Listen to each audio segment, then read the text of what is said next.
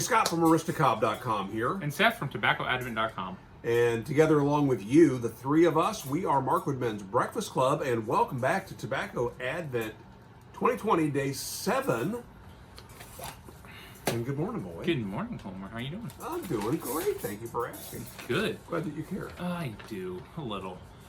Check out the links in the description if you'd like to submit a tobacco. There's still time. We will be getting together a couple more times this season to record, and we would love for you to take part. That said, today we are smoking the third tobacco, something we don't normally do, but there's a reason for that. This is the third tobacco from Wheeled Piper 2. Tobacco number 1 was Marmara, which was a Balkan blend made from tangy sweet stoved red Virginias, fragrant and spicy Orientals, extra Basma, smaller amounts of Yenage and Samsun, and finished with a wisp of smoky Latakia. Tobacco 2 was Sutliff's Christmas Spice, Sutliff's Christmas Spice, an aromatic of Virginia, burley, and black Cavendish with vanilla, caramel, cinnamon, and nutmeg. I like that one a lot. But when these two are mixed in equal parts, they make a third tasty and fragrant blend I call Vizier's Quest. And that was the title of the letter that we received, and so we have to smoke. We have to smoke this one. And we're thankful because when we walked into the shop today to record, we thought we had three tobaccos. So now we're on day 7. So fantastic.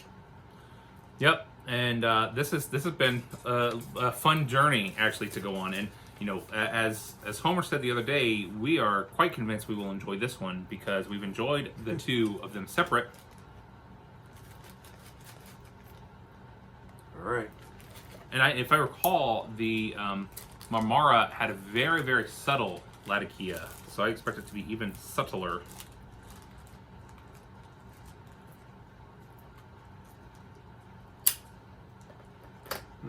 But there it is in my retrohale. Well, whose fault is that? That's what I do. Who retrohales? And I'm the oddball for not. Retrohaling is the thinking man's way of smoking pipe tobacco. Because it gets it up into the brain space. Where'd that tripod come from?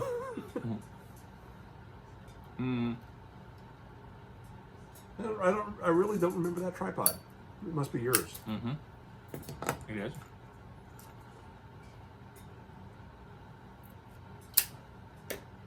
All right.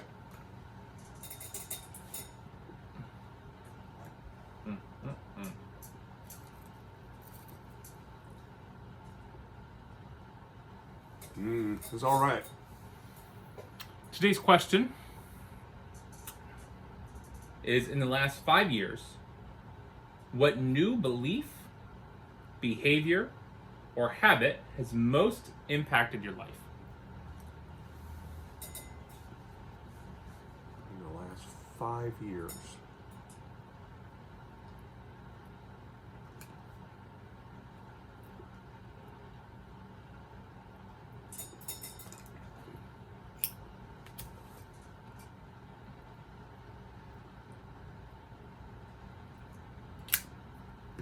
I'll jump in on this. This one's easy for me. And I don't think it will be a surprise to anyone that's watched this channel for any length of time. Over the last 5 years, I have had the great opportunity to work for a company that believes in the power of investing in their employees. And so they have invested in me many opportunities to learn from very smart people how to be a stronger communicator, a clearer communicator, how to just be better at understanding people and engaging with people. You know, and a lot of this has come out over the last several years through our conversations here.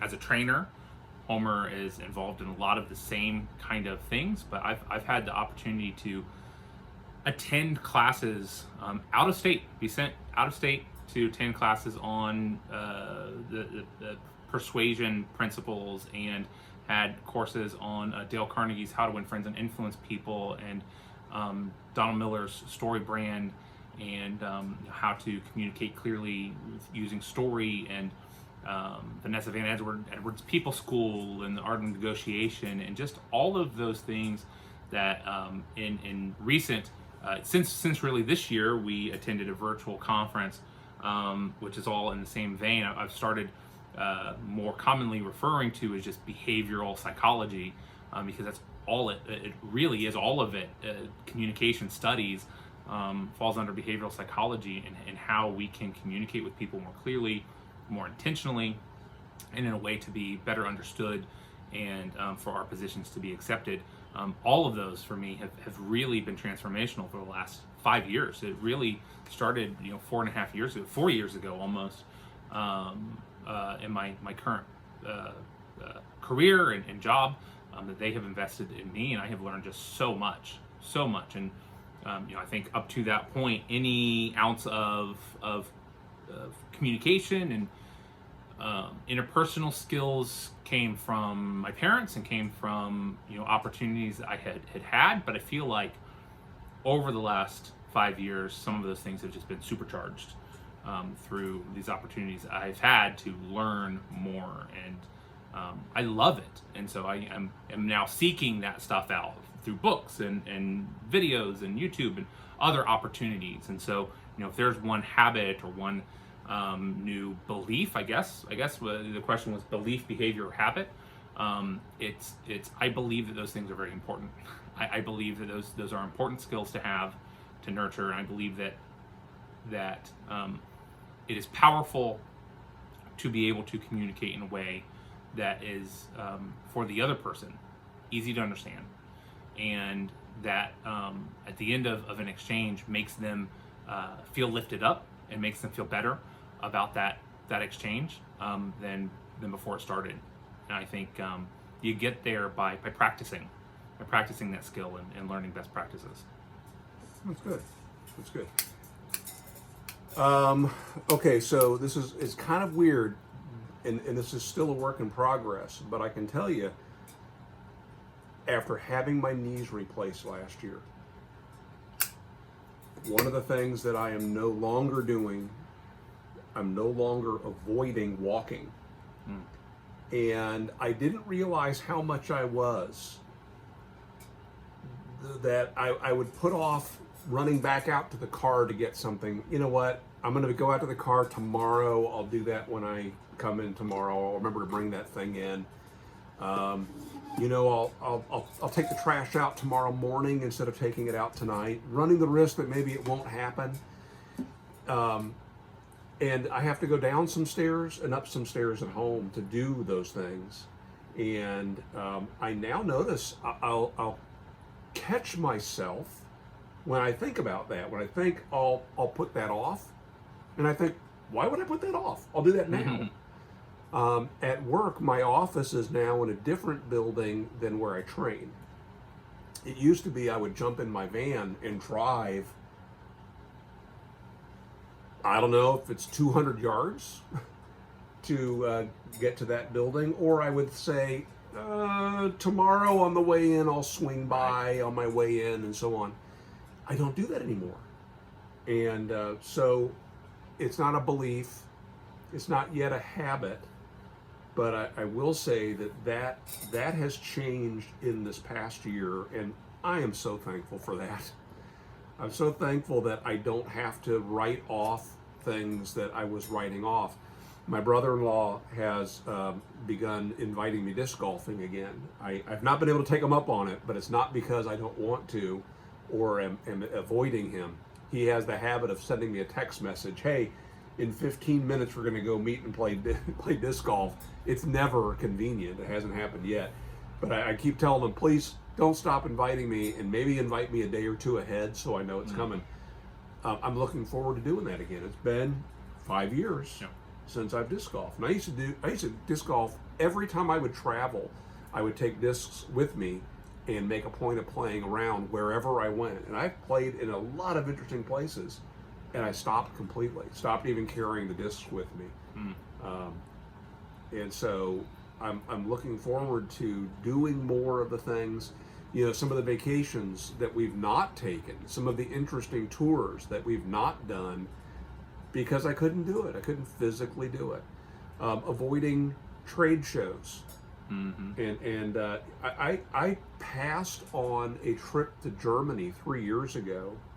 I was invited to go. I suggested that maybe one of my coworkers who had not been, maybe she should go and have that experience. And I regretted that because I love going to that trade show and hanging out with my international bro workers. I just couldn't see myself doing it. Yeah. And so, yeah, that's new. If you've got anything like that in your life that's slowing you down, anything that's making you compromise, a bad shoulder, bad knee, bad back, hip, foot, weight, for what? Yeah, we both, it's a yo-yo. We've both lost weight. We've both struggled and put some back on and continue to take it off. But it's not going to happen until you get strategic about it. They're going to come by here. They Sounds are. like it. Yeah. Somebody's seeing smoke coming out of the shop. Now we're good. Yeah, I recently, 2 years ago, had an opportunity to speak at a conference in England, and flew out there, and this was a year before I had started keto, and so by that point I had lost 120 some odd pounds, and the idea of having to sit on an international flight was terrifying. The idea of doing whatever kind of exercise may be required was terrifying. And so I started going to the gym before that trip and spent a lot of time on the elliptical and doing exercise. Was still doing keto, so I lost a good amount of weight before that trip, and was in some of the best shape I have been in a long time. And man, I am so grateful that I did, because there were several times on that trip where I had this moment of I would not be doing this. I would not be able to do this if I hadn't put in that effort. Yeah. We went to a place called the Giant's Causeway, which has a stair step. It's up a cliff face. Stair step is just straight up. That has like 160 stairs to the top. It was really, really hard. I about died getting up there, and that was having spent several months going to the gym. I would not be able to do that. Just the other day, I had the realization. I had been doing keto. My weight loss has stalled, but I've been getting that more, attacking that more aggressively. I've lost 30 pounds in the last 2 months. But just the other day, I realized I was winded walking up the stairs and had to take a break before I could sing my daughter her goodnight song. Like, I need to get back, because if I was to take that trip, I would not make it up those 160 stairs at all. And so, those moments are really important, I think. But yeah, you miss out on things that you don't even, a lot of times you don't even realize what you're missing out on. Yeah. When you let things like that hold you back. But life isn't slowing down. Time isn't slowing down. Yep. You're just missing it. Great question. Oh, thanks. Good question. All right, so tell us about you and what's happened in your life in the last 5 years. What belief or hobby, or what was the third thing? Belief, hobby, or habit. Or habit has changed your life. We'd love to hear about it. And again, don't forget, if you do a video response, put the link below in your comment, and we'll find it in the spam folder and make sure that goes live too. Thanks for joining us. We'll see you again tomorrow. And would I smoke it again? Cardinal smoke it again? You better believe I would smoke it again. Yeah, mine is totally gone. I had smoked mine down to nothing. It's gone. That's good. This is excellent. Yeah. And this is the best of the three, in my opinion. And so the Mamara, which I think is a custom blend, the Sutliff Christmas Spice, blended together, make the Vizier's Quest. Wheeled Piper 2, thank you so much for the tobacco. For everyone else, thank you as well. And we hope to see you all tomorrow on day, 6, 7, 8, not 8, of Tobacco Advent. Make it a great day. See ya.